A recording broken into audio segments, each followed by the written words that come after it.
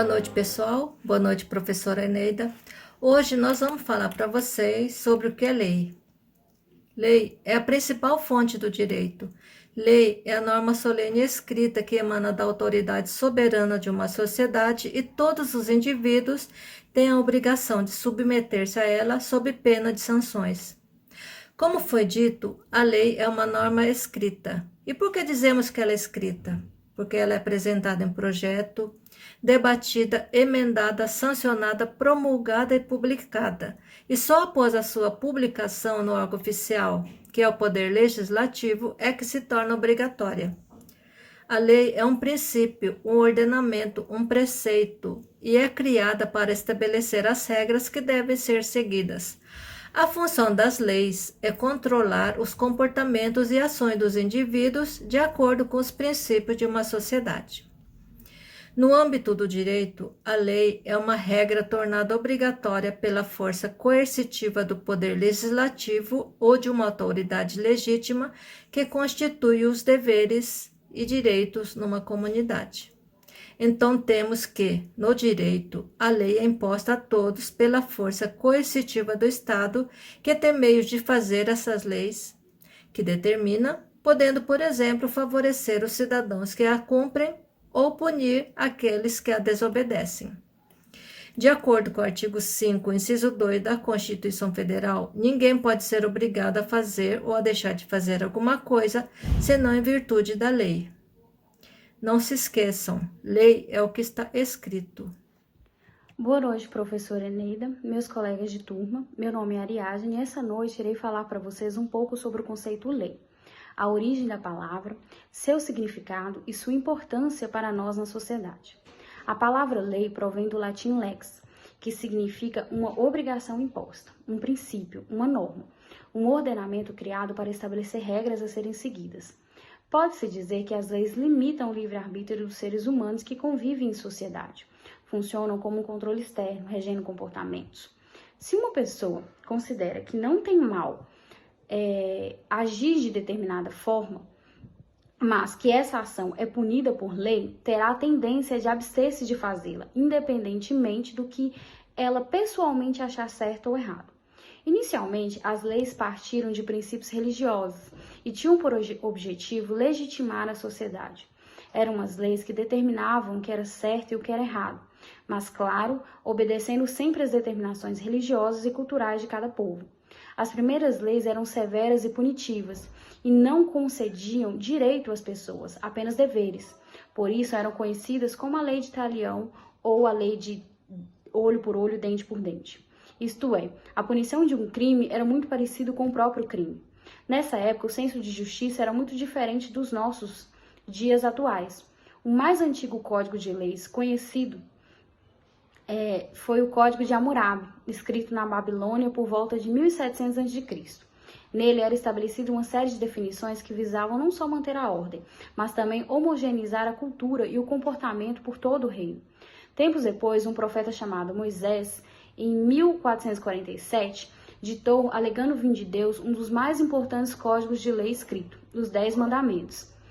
Ele é influente até hoje na vida de bilhões de pessoas em todo o mundo. No sentido científico, a lei é uma regra que estabelece uma relação constante entre fenômenos, ou entre fases de um só fenômeno. Através da observação sistemática, a lei descreve um fenômeno que ocorre com certa regularidade, associando as relações de causa e efeito, como, por exemplo, a lei da gravitação universal ou a lei da ação e reação, determinadas por Isaac Newton. No âmbito do direito, a lei é um preceito ditado por uma autoridade competente. Esse texto manda ou proíbe algo em consonância com a justiça, utilizando de força coercitiva do poder legislado ou de autoridade legítima para o bem da sociedade no seu conjunto. Por exemplo, a venda de drogas é ilícita em nosso país e é penalizada por lei. No âmbito constitucional, as leis são as normas produzidas pelo Estado. São emanadas do Poder Legislativo e promulgadas pelo Presidente da República. As ações que violam as leis são penalizadas com distintos castigos consoante a natureza e gravidade do delito. Então é isso. Essa é a minha parte. Vou passar para a colega dar continuidade à explicação do nosso trabalho. Boa noite, meu nome é Ellen e o tema do nosso trabalho foi sobre leis e eu vou falar sobre as características das normas jurídicas. E a primeira característica que eu trago para vocês é a generalidade. De um modo mais completo, dizemos que a norma jurídica é um preceito de ordem geral que obriga a todos que se acham em igual situação jurídica da generalidade da norma. Deduzimos, por exemplo, o critério da isonomia da lei, segundo a qual todos são iguais perante a lei.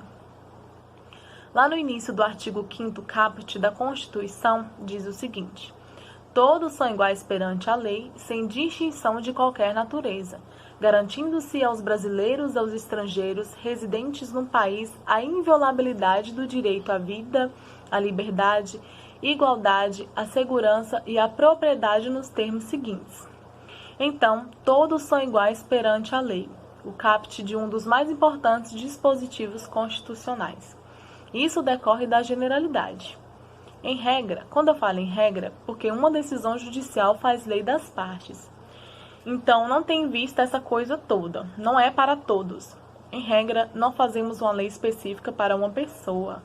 Fazemos uma lei visando as características gerais e, em regra, as leis são sempre gerais e abstratas. E a segunda característica que eu trago para vocês é justamente a abstratividade. As normas jurídicas visam estabelecer uma forma padrão de conduta aplicável a qualquer membro da sociedade. Regula casos como ocorrem via de regra no seu denominador comum. Então, a generalidade é a primeira característica e a abstratividade é a segunda característica. É por isso que dizemos que as normas são gerais e abstratas em regra. Agora eu vou fazer uma complementação. Eu vou usar agora, na verdade, eu vou utilizar de uma distinção típica de teoria do direito para dar mais característica das normas jurídicas, que é a distinção entre o direito e moral. Então, eu vou dar as características das normas jurídicas, distinguindo essa norma jurídica, o direito da própria moral. E a primeira dicotomia entre o direito e moral é a interioridade versus exterioridade. Então, a próxima característica da norma jurídica é a exterioridade. Veja essa dicotomia na interioridade versus exterioridade. Alguns autores podem tratar como uma ideia de alteridade. A norma jurídica seria esse alter, que quer dizer outro. Segundo Kant, a moral, ela revela uma ela revela uma coincidência entre a consciência, ou seja, o que o ser humano pensa e a sua atitude, a sua conduta, no caso, ou seja, o agente age espontaneamente visando a observância da regra sem ser impelido por ninguém. Já o direito, ele age no âmbito externo ou da exterioridade. Ele cuida da ação humana depois de exteriorizada. Exemplo, a gente vê no processo penal, no direito penal, o chamado intercrimes. O que seria o intercrimes? Que é uma expressão em latim que significa caminho do crime. Que o crime só passa a ser punível quando é iniciada o processo de execução. Se eu penso em matar alguém, isso não é punível quando é iniciado o processo de execução. Agora, se eu inicio o processo do homicídio, isso passa a ser punível. Então, o direito, ele cuida dessas ações exteriores e não das ações interiores. Talvez essa tenha sido a distinção mais importante e a primeira distinção entre as esferas jurídicas e as demais esferas normativas. A norma, portanto, é dotada de exterioridade, porque o seu objetivo é o quê? É regular a conduta em sua interação social. Já a norma moral visa regular o comportamento do indivíduo perante si mesmo. Outros filósofos do direito mantêm os mesmos argumentos, como é o caso do italiano Giorgio Del Vecchio. Para quem não sabe, eu vou falar quem seria esse italiano. Ele foi um importante filósofo jurídico italiano no início do século XX. Entre outros, ele influenciou as teorias de Norberto Bobbio. Ele é famoso por seu livro Justiça. E ele vai chamar a interioridade de subjetividade e a exterioridade de intersubjetividade. que revela essa questão da relação entre os seres humanos. Uma outra distinção entre o direito e a moral é a autonomia versus heteronomia, de modo que a característica da norma jurídica é a próxima que vamos falar agora, que é heterônoma. Então, a moral pertence ao foro interno, ao próprio indivíduo, logo a moral é autônoma, pois independe dos outros para existir e ser praticada. Se formos a algum dicionário, o adjetivo autônomo diz respeito àquele que é dotado de capacidade para determinar as próprias normas de conduta sem imposição de ninguém. Com o direito, a norma, a lógica é um pouco diferente. Sabemos que o direito regula as relações de um indivíduo perante indivíduos diferentes. Por isso dizemos que o direito é heterônomo, pois ele é posto por terceiros. Também, se formos para o dicionário, veremos que o adjetivo heterônomo diz respeito àquele que se sujeita às leis impostas pelo outro. De fato, o Estado impõe as regras que devemos seguir. O Estado é esse terceiro. Então, por isso, mais uma característica da norma jurídica é a sua heteronomia. Uma outra característica da norma jurídica é a sua coercibilidade. Então, mais uma vez, comparando com a moral seria incoercível, enquanto o direito seria coercível. A norma jurídica seria coerciva. Eu disse que o Estado impõe as regras jurídicas, logo nem sempre cumprimos as regras jurídicas porque nós queremos, mas porque somos obrigados a cumpri-las. Ao direito não interessa a espontaneidade da conduta, o querer, o seu querer. Ele interessa apenas a conduta em si. Por exemplo, pensem nos tributos. Ao Estado não importa que o particular concorde em pagar um tributo. O que importa é apenas o pagamento, mesmo que isso só ocorra quando o indivíduo é forçado a fazer. O indivíduo declara de forma intencional ou não declara de forma intencional o seu imposto de renda. O Estado vai lá e faz com que você caia na malha fina, digamos assim. Então, o Estado não interessa se você quer ou não pagar imposto, desde que você pague impostos. Ou seja, não importa de onde que vem o dinheiro, desde que o dinheiro venha. É claro que o cumprimento da norma jurídica pode ser espontâneo, mas o Estado, evidentemente, tem o poder de fazer com que as regras sejam cumpridas, mesmo que não queiramos. Esse poder se chama coercibilidade. Então, a coercibilidade, portanto, diz respeito ao uso da força. A capacidade que o Estado tem de fazer que as normas sejam cumpridas e respeitadas, independentemente da vontade dos particulares. Em verdade, há uma série de teorias que tentam explicar o problema da coercibilidade. Alguns sustentam que o direito não tem nada a ver com a força. Direito é aquilo que é cumprido espontaneamente. Por isso, nós dizemos que essas correntes que dizem que o direito não tem nada a ver com a força são correntes idealistas. Eu vou citar aqui uma concepção disseminada no Brasil por Miguel Reale. Ele sustenta que a coação não é efetiva, mas potencial. O que Miguel Reale queria dizer com isso? Direito é a possibilidade do uso da força, isso porque nem todas as normas jurídicas seriam de Reale, dotadas de coercibilidade, de que são exemplos as normas de organização e as normas que dispõem sobre a produção de outras normas. Por exemplo, a norma constitucional que diz que Brasília é a capital federal, essa não é uma norma dotada de coercibilidade. Não tem nem aquela estrutura que, segundo Miguel Reale, do se A é B, deve ser. E qual é a sanção do descumprimento de uma norma dessa, Então, para Reale, é preciso distinguir coerção de coação. A coação é o uso imediato e atual da violência, ainda que a violência ela é legítima, como queria Weber. Já a coerção se fundem um conjunto de instituição em que Emile Durkheim, em regras do método sociológico, chama de hábito geral de obediência, pelo que as pessoas obedecem, isto é, aderem às normas não pelo que elas têm de violência atual, ou seja, coação. mas pela ameaça potencial de violência que elas mesmas possuem. Então, assim, a norma moral é cumprida espontaneamente e, portanto, é incompatível com a violência. Logo, a moral é incoercível, enquanto o direito, as normas jurídicas são coercíveis. E a próxima característica é a imperatividade.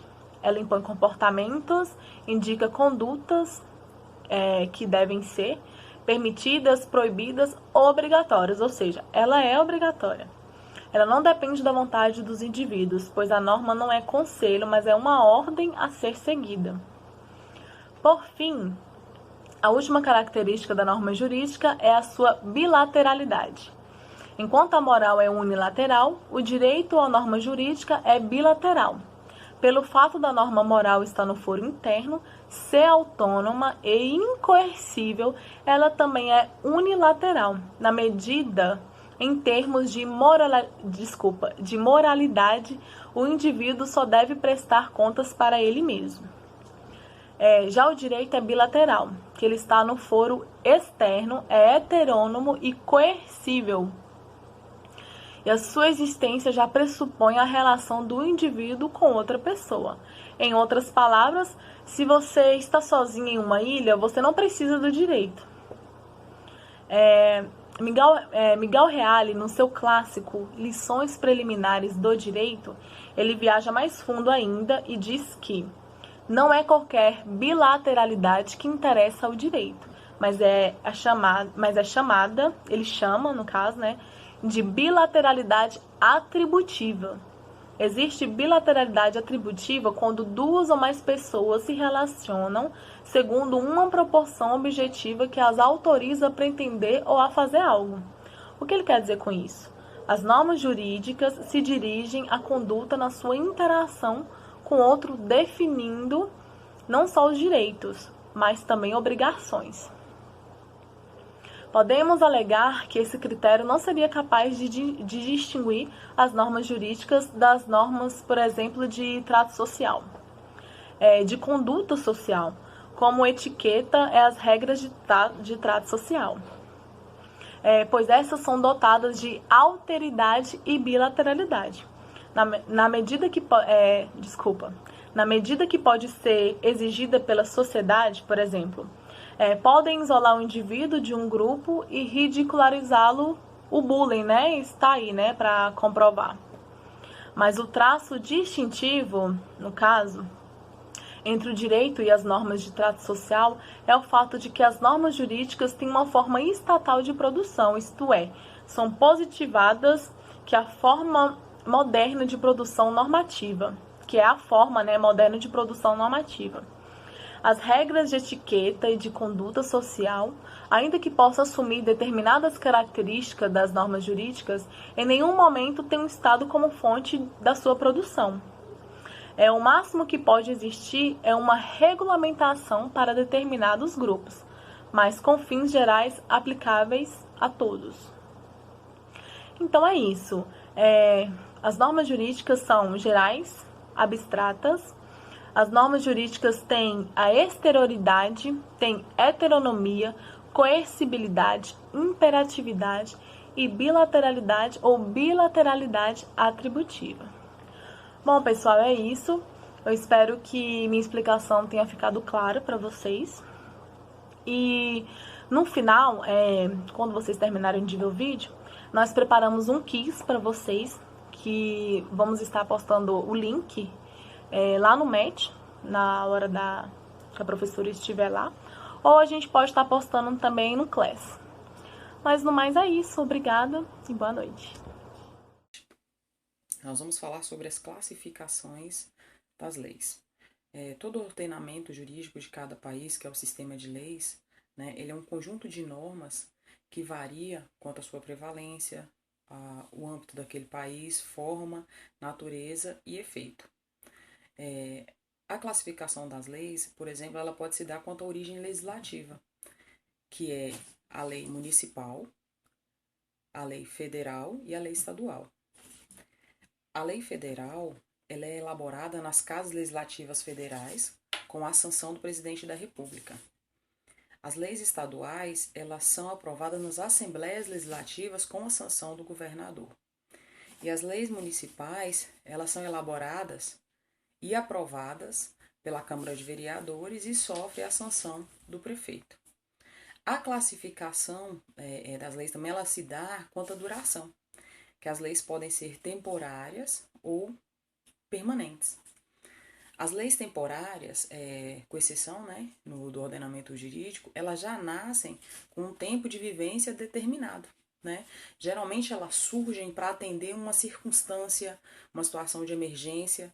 A gente pode citar aqui, por exemplo, a lei da CPMF, que é a Lei 9.311 de 96, e podemos citar essas leis que foram criadas agora, aqui no Brasil, com esse período de pandemia, não só no Brasil, no mundo todo. Esse período de pandemia ele fez com que fossem criadas novas leis para poder atender a demanda. E as leis permanentes, que são editadas para vigorar por tempo indeterminado, deixando de ter vigência apenas mediante um ato legislativo que as revogue. A gente pode dar como exemplo a CLT, que é as leis de consolidação do trabalho. Outra classificação que a gente pode dar à lei é a amplitude ou alcance. Um exemplo são as leis gerais e as leis especiais. As leis gerais são as que disciplinam um número indeterminado de pessoas e atinge uma gama de situações. Um exemplo disso é o Código Civil Brasileiro, que é uma lei geral. As leis especiais são as que regulam as matérias com critérios particulares, completamente diferente das leis gerais. Um exemplo disso é a lei do inquilinato, que é a Lei 8.245 de 91, que cuida, diferente do Código Civil, ela vem cuidar da relação de locação de imóveis. Tem também as leis excepcionais, que regulam, por modo contrário, a relação jurídica, por sua natureza. A gente pode citar os atos institucionais, que suprimiam muitas das garantias constitucionais. Um exemplo disso, a gente viu muito falar na mídia, esse período do AI-5, só que aqui eu vou citar o AI-1, que é de 9/4 de 64, que suspendeu durante 10 anos os direitos políticos de todos aqueles que eram contrários ao regime da ditadura. Outra lei que a gente pode citar aqui são as leis singulares, que só podem ser assim rotuladas quando se há uma compreensão didática, visto que a lei ela tem caráter generalizado. Um exemplo disso a gente pode falar um decreto que nomeia ou demite um funcionário público, que é um ato legislativo, mas seria impropriamente chamado de lei. Outra classificação que a gente pode dar à lei é quanto à força obrigatória. Um exemplo pode ser a lei congente, que são as que impõem por si mesma, ficando excluído qualquer arbítrio individual. Elas são aplicadas eventualmente a pessoas beneficiadas que não se desejam valer dela. Um exemplo de norma congente é o princípio de imutabilidade de bens de casamento, que está no Código de 1916. Esse princípio ele foi alterado para um novo código, bem como a regra que impõe a presença de 5 testemunhas no casamento, que também é do Código de 1916. Já no Código de 2002, o número de testemunhas exigido para este ato é bem menor, apesar que você não consegue executar o casamento sem a presença das testemunhas.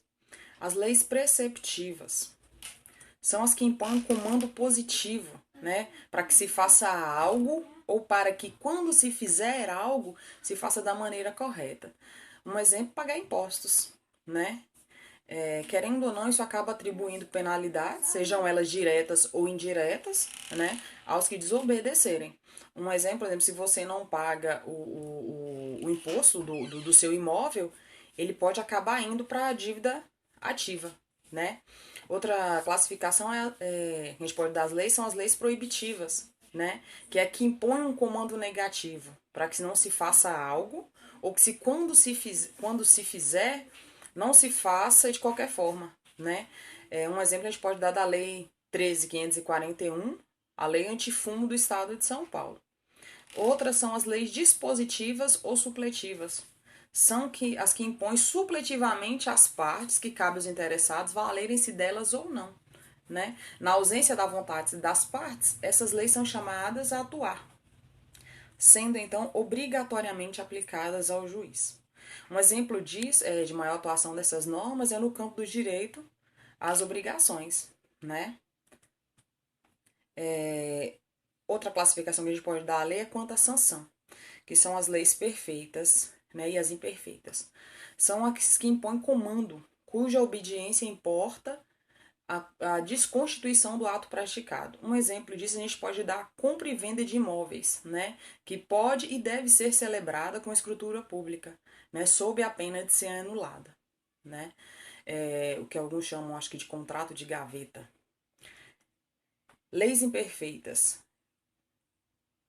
Voltando aqui que eu falei do contrato de gaveta, que é aquele contrato básico que eles fazem, né, de compra e venda, sem reconhecimento, sem autenticação, que não é feito por um advogado ou no cartório, né? Tem alguns que fazem até de próprio punho. As leis imperfeitas são, por sua vez, as leis que não provêm sanção à não observância da norma previamente descrita. Um exemplo disso é a lei que proíbe o trote, né, nos calouros que ingressam no ensino superior. Essa lei ela não prevê sanção, se caso ela for transgredida. Aí tem também as leis mais que perfeitas, que são as leis que estabelecem sanção de gravidade excessiva, que é a lei que prevê uma sanção maior, né, do que o próprio crime.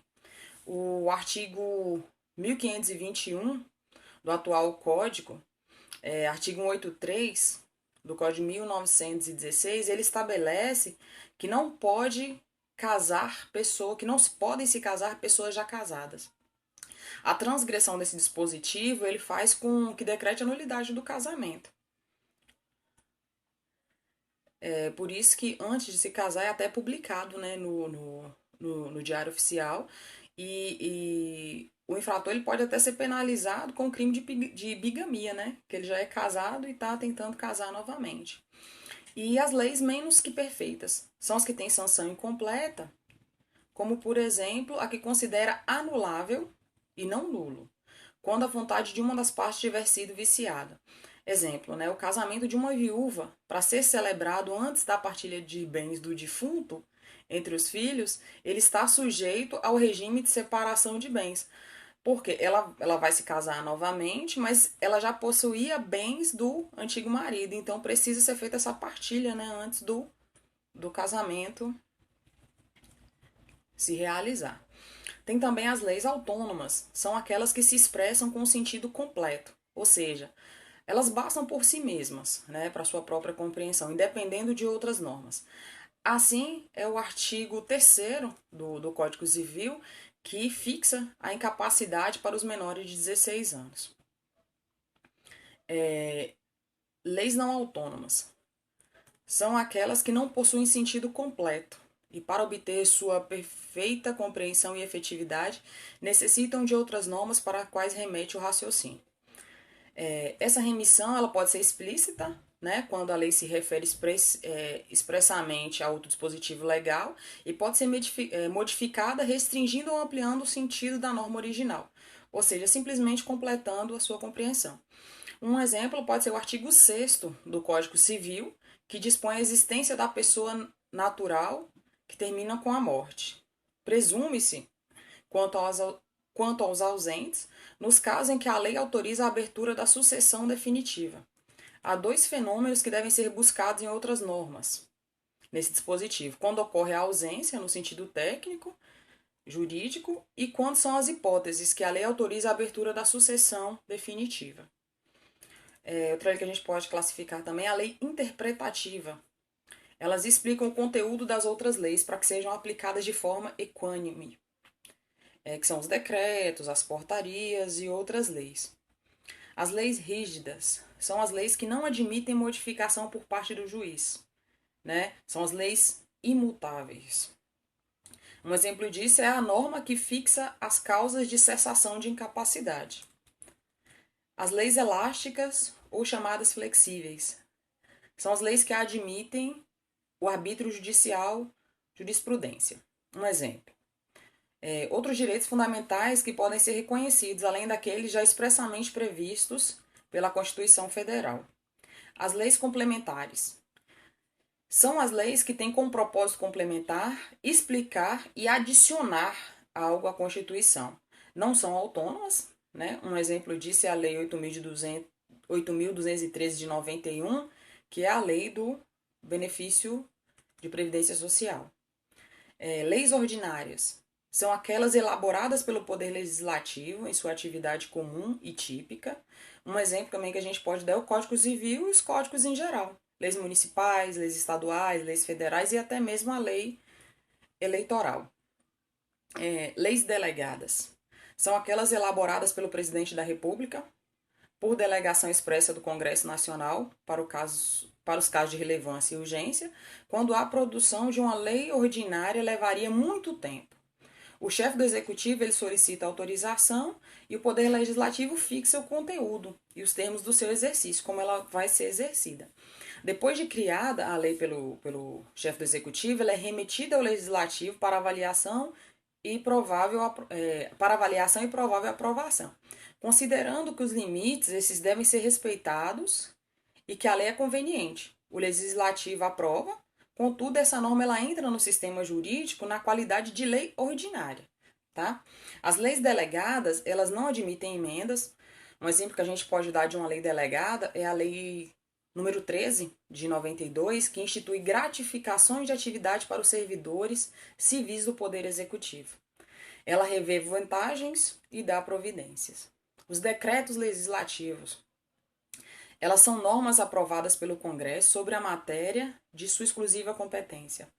Tais atos não são remetidos ao Presidente da República para sanção. Um exemplo disso, a ratificação dos tratados internacionais, né, o julgamento das contas do Presidente da República. As resoluções são decisões legislativas, né, que são Congresso, Senado ou Câmara, né, que são assuntos do interesse interno, decisão sobre licença ou perda de cargo, fixação de subsídios, né, coisas assim. Tem as portarias, né, que são atos administrativos internos expedidos pelos chefes dos órgãos, e as providências para o bom funcionamento do serviço público. Né? Na realidade, ela não tem forma de lei, né? Mas ela acaba por organizar, por exemplo, as portarias da Anatel, Ciretran e outro tipo de portaria. As normas e decretos regulamentares, elas são regras jurídicas gerais, abstratas e impessoais, que são estabelecidas pelo Poder Executivo em desenvolvimento da lei. Um exemplo, o decreto de nomeação de um funcionário, né? Ou de uma transferência de uma determinada verba, né? Outro tipo que a gente pode citar também são as medidas provisórias, que é uma norma, tá?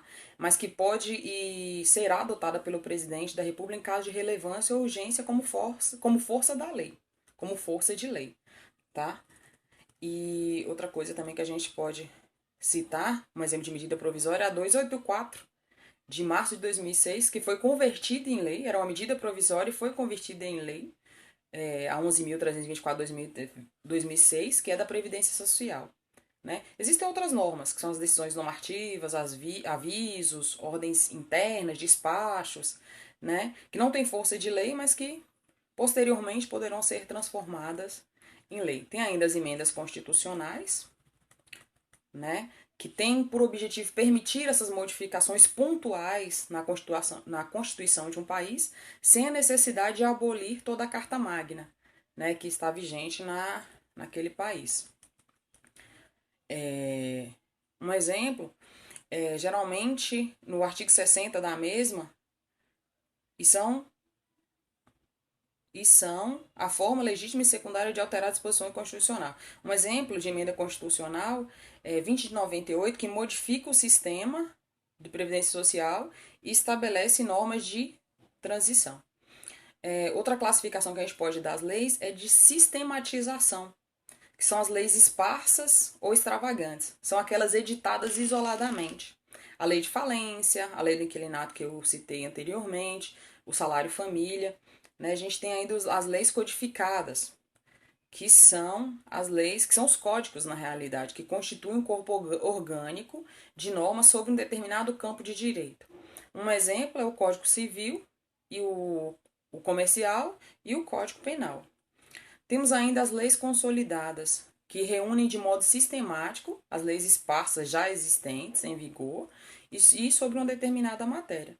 Um exemplo disso é a consolidação das leis do trabalho.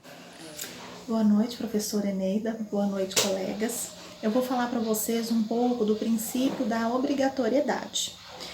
O princípio da obrigatoriedade é um princípio em que o Ministério Público ele é obrigado a oferecer denúncias em caso de ação pública incondicionada. A ação pública incondicionada ela é uma regra do ordenamento jurídico em que o titular é o Ministério Público. E nesse tipo de ação não depende de qualquer manifestação das partes. Uma vez em que estiverem presentes as condições da ação, o Ministério Público ele precisa fazer a denúncia. Condições da ação, nós temos legitimidade de partes, interesse de agir, possibilidade jurídica do pedido e justa causa. O Ministério Público não poderá deixar de oferecer a denúncia estando presentes essas condições da ação. Mesmo que essa denúncia vier a ferir alguma coisa relacionada a sentimento pessoal por parte do promotor público, relacionada a ciúme, vingança, o Ministério Público ele jamais poderá deixar de oferecer a denúncia em caso que estejam presentes essas ações. Agora, o princípio da obrigatoriedade, ele não é um princípio absoluto. Ele comporta exceções. Ele comporta 4 importantes exceções. A primeira exceção é a transação penal do Juizado Especial Criminal, que é a Lei 9.099/95, o artigo 76, ele nos diz o seguinte: consideram-se infrações penais de menor potencial ofensivo para os efeitos desta lei as contravenções penais e os crimes a que a lei comine pena máxima de 2 anos, cumulativa ou não com multa. Nesse caso, o Ministério Público ele pode fazer um acordo com o autor do fato, que consiste em aplicar imediatamente uma pena restritiva de direitos ou multa. Cumprida essas condições, a denúncia ela pode deixar de ser oferecida. Como exemplo dessa transação penal, nós podemos citar o seguinte: um deputado que comete uma infração de menor potencial ofensivo, mesmo ele sendo julgado no STF, o procurador da República ele pode fazer essa proposta de transação penal. Esse princípio ele se chama discricionariedade regrada ou obrigatoriedade mitigada. Essa transação penal ela é proposta pelo Ministério Público e cabe somente ao Ministério Público, diante de alguns critérios, avaliar se ele vai aplicar ou não esse benefício. A outra exceção que nós temos nesse princípio é um acordo de leniência nas infrações contra a ordem econômica. É a Lei 12.529/2011. O artigo 86, ele prevê o seguinte: ele permite ao infrator colaborar nas investigações do próprio processo administrativo e apresentar provas inéditas e suficientes para a condenação dos demais envolvidos na suposta infração. Hoje a gente conhece muito aí a delação premiada. A outra exceção que nós temos nesse princípio chama-se termo de ajustamento de conduta, que é a Lei 7.347/58, no artigo 5º. Esse termo de ajustamento de conduta é um acordo que o Ministério Público celebra com o violador de determinado direito coletivo. Esse instrumento ele tem a finalidade de impedir a continuidade da situação de ilegalidade, reparar o dano ao direito coletivo e evitar a ação judicial. Por exemplo, uma empresa que estiver cometendo aí um crime ambiental, esse TAC ele pode ser firmado, a empresa ela vai se comprometer em fazer a revitalização daquela área que foi agredida, e o Ministério Público, nesse caso, ele vai fazer a suspensão da denúncia, ele não vai ser obrigado a oferecer essa denúncia. O último aqui que nós temos, a última exceção parcelamento do débito tributário nos crimes de sonegação fiscal. A suspensão da ação punitiva do Estado em caso de pagamento total dos tributos. No caso, uma empresa que tem aí, né, dívidas tributárias, é realizado o procedimento de quitação total. Então, no caso, a empresa, mesmo sendo pessoa física ou jurídica, vai estar fazendo aí essa suspensão, né, dessa ação penal. Obrigada e boa noite. Boa noite, professora Eneida. Boa noite, colegas de turma. Bom, aqui é a Ana Cristina Rabelo e eu vou abordar o assunto princípio da continuidade das leis, juntamente com a nossa colega Rosana. Só que eu vou fazer uma breve introdução ao tema e logo depois ela vai terminar, tá bom? Eu vou abordar aqui o conceito, eu vou citar o caput do artigo 2º da LNDB, que é a sigla da Lei de Introdução às Normas do Direito Brasileiro. Desculpa, eu tinha esquecido.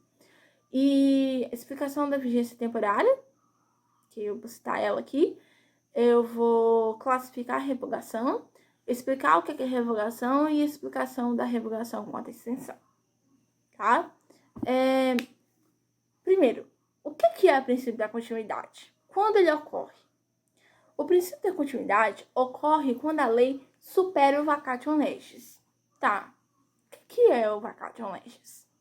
Vacatio legis significa vacância da lei ou lei vaga, tá? E é o prazo legal que uma lei possui desde o momento da sua publicação até o momento em que ela inicia a sua vigência, tá bom?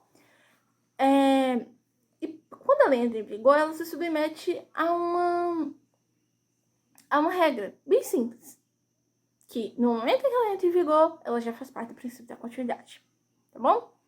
De forma resumida, a lei permanece em vigor até que outra, no todo ou em parte, a revogue. Eu vou citar para vocês aqui o caput do artigo 2º da LNDB, que é a sigla da Lei de Introdução às Normas do Direito Brasileiro, que diz o seguinte, de forma bem resumida, vai falar a mesma coisa que eu acabei de falar para vocês aqui, tá? O artigo 2º diz o seguinte, não se destinando à vigência temporária, a lei terá vigor até que outra modifique ou revogue. É a mesma coisa que eu acabei de falar para vocês aqui, tá? Mas isso está lá dentro dos artigos da LNDB, que é a Lei de Introdução às Normas do Direito Brasileiro. Quem quiser pesquisar, pode ir lá que tá lá, tá? Lá falou de vigência temporária. Lembra que eu falei que eu ia abordar isso? O que é vigência temporária? Vigência temporária é ter prazo de validade. É igual o que tá falando. É do momento em que ela possui o ato da publicação até o momento em que ela entra em vigência. Isso ocorre, e é isso que é a vigência temporária. É o prazo de validade entre uma coisa e outra coisa, tá? E revogação? O que é revogação? É tornar sem efeito uma norma ou parte dela. Então, revogar é ir lá e tirar o efeito de uma parte ou totalmente uma lei, tá?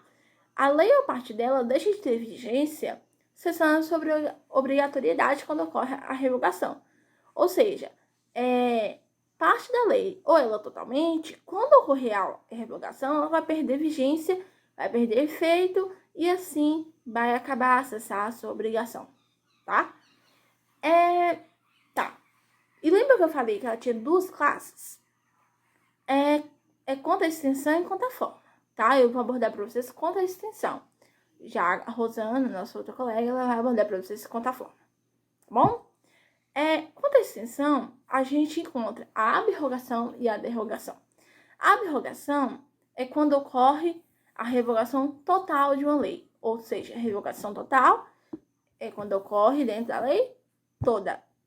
E a derrogação é revogação parcial, ou seja, ocorre em parte da lei, ocorre em só uma parte dela, tá bom? E como um exemplo da abrogação, como exemplo dela, eu trouxe aqui a lei, a revogação que ocorreu na lei do Código Civil de 2002, em relação ao Código Civil /16. Eu não entendi muito bem, tá, professora? Mas eu trouxe aqui E a derrogação é a revogação parcial, lembra? Revogação parcial, de partes.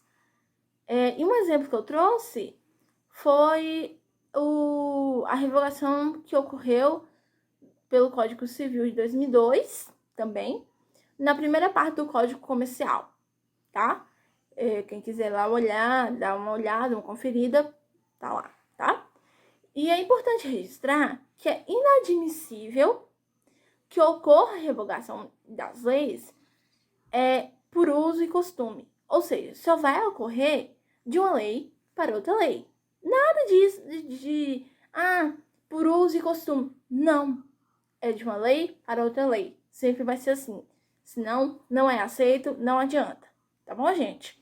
Bom, isso aqui foi a minha breve introdução, tá? Sobre o princípio da continuidade. E a nossa colega vai finalizar, tá? Muito obrigada pela atenção de todos e boa noite. Boa noite, professora Eneida. Boa noite, acadêmicos do primeiro período do curso de Direito. Então, eu vou estar falando sobre o princípio da continuidade da lei. Uma lei não se destina a uma vigência temporária quando ela é por tempo indeterminado. Quando uma lei é por tempo indeterminado, até quando? Né? Até que uma outra lei venha e revogue essa lei. Porque a lei ela é mutável, ela vai mudando com a circunstância, com os fatos, com os acontecimentos, né? Então, a lei ela é mudada por uma outra lei que vem e revoga essa lei. E essa revogação, ela pode ser parcial ou ela pode ser total. Quando uma lei é revogada, só partes dela, esse processo vai se chamar uma revogação, vai se chamar derrogação. E quando ela é revogada totalmente, quando totalmente a lei perde a sua vigência, esse processo vai se chamar abrogação. A revogação de uma lei, ela pode ser tácita e pode ser também expressa.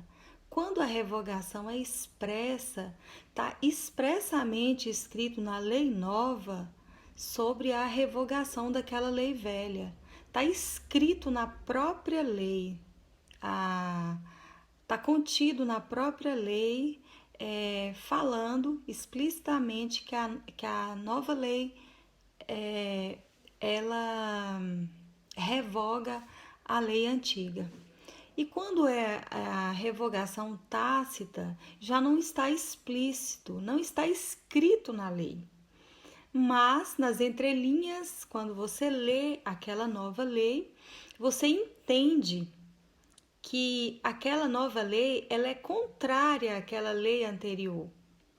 A lei pode vir revogando completamente, vir totalmente diferente, né? E pode estar ali mostrando na lei que ela é contrária, essa nova lei é contrária àquela antiga lei. Esse é o processo da revogação tácita.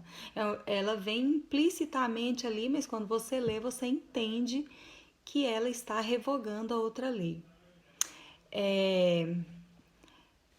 Outra coisa que eu quero falar com vocês é sobre a vigência da lei. A vigência é o tempo que a lei ela tem seu vigor, é o tempo que ela vigora, é o tempo que ela tem seus efeitos.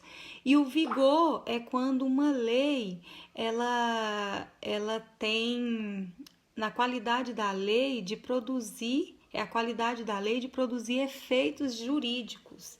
Então essa lei pode ter sido revogada, mas ela ainda produz efeitos jurídicos.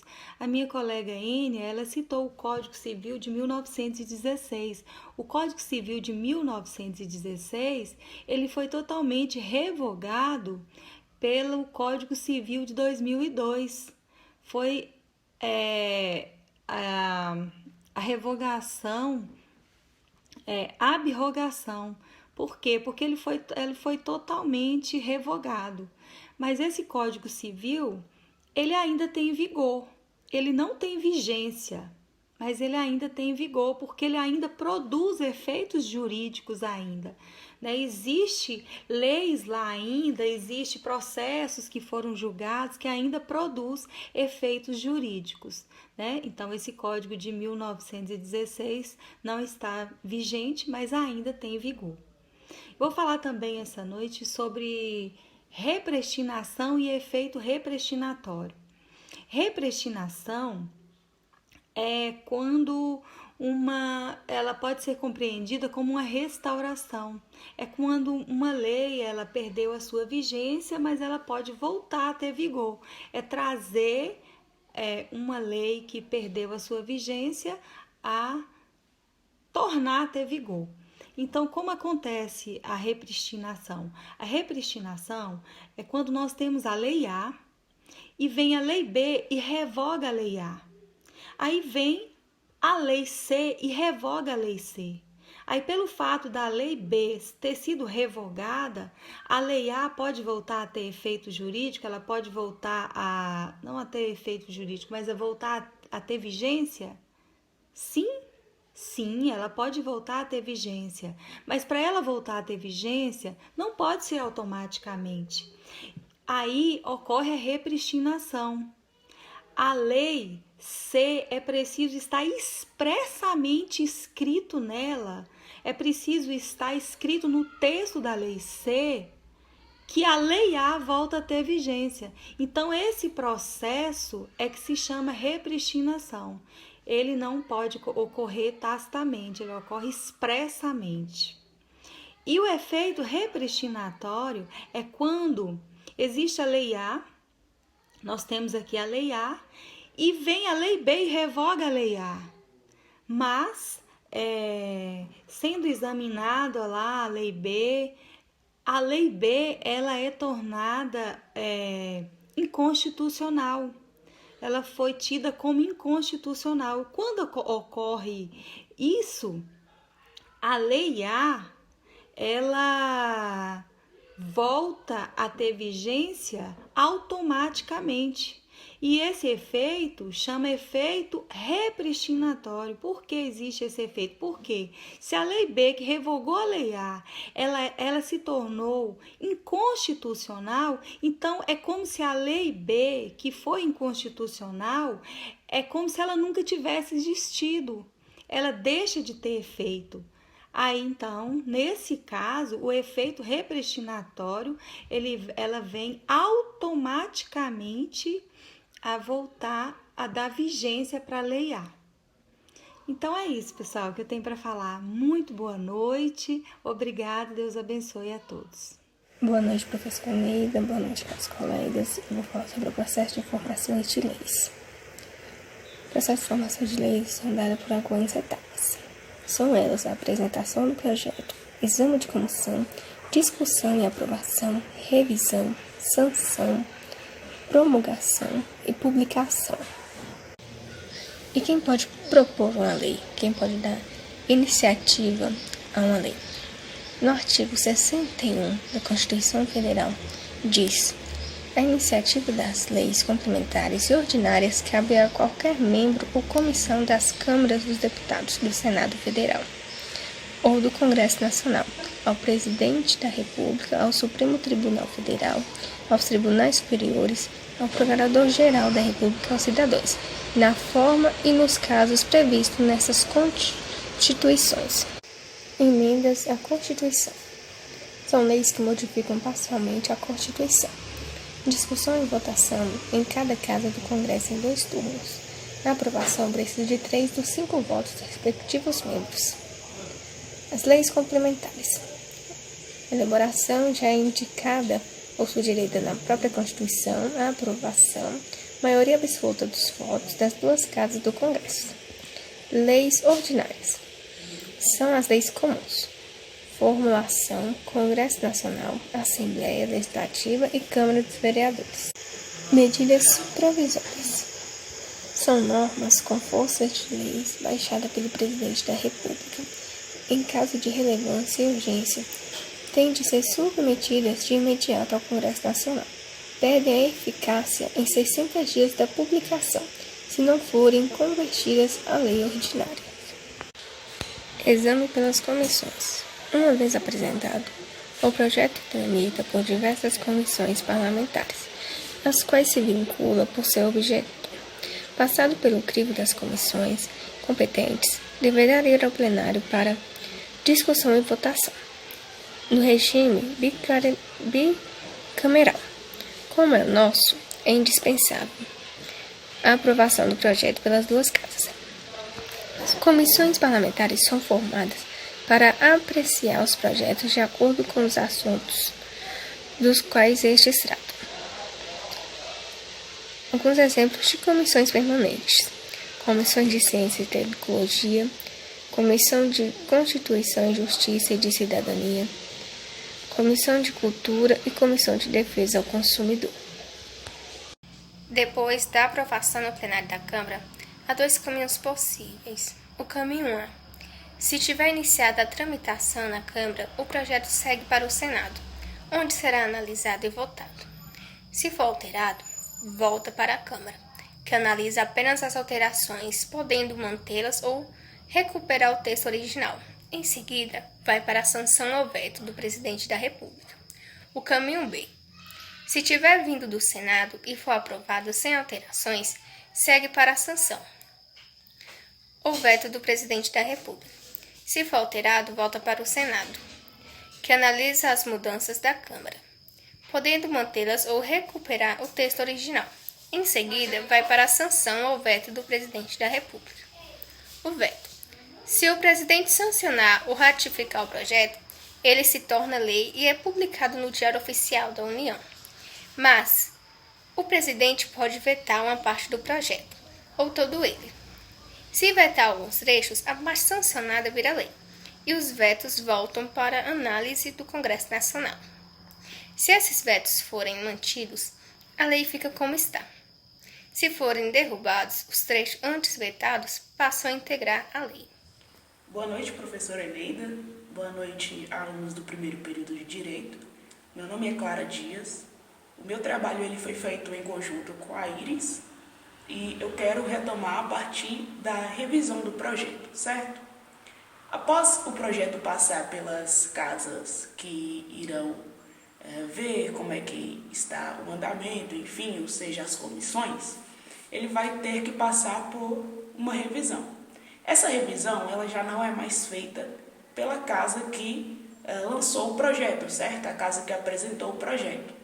Caso esse projeto seja encaminhado pelo Presidente da República, pelo STF ou pelo TSF, eles serão apreciados primeiramente pela Câmara dos Deputados.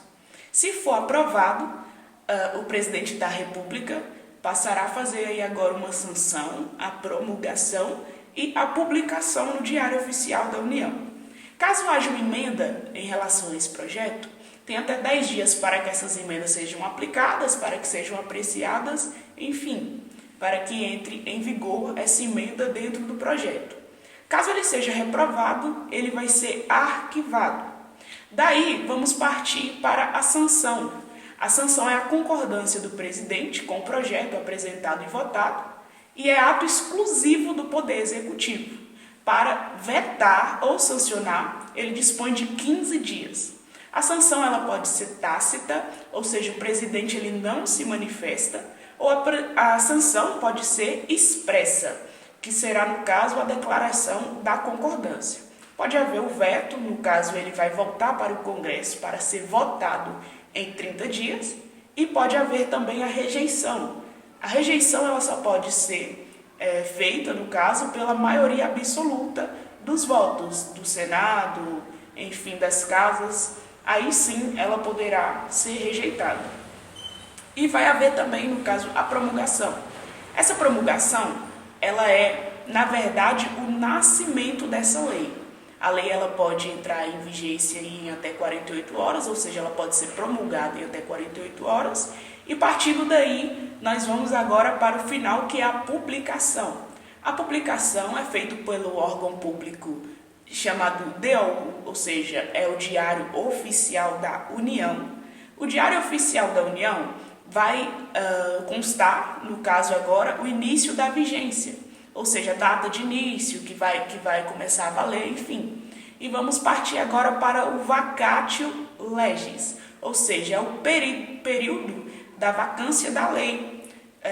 No caso, vai ser aí o período entre a publicação e o início da vigência dessa lei, certo? Eu agradeço a atenção de todos e esse é o que temos a tratar essa noite. Ótima noite para todos.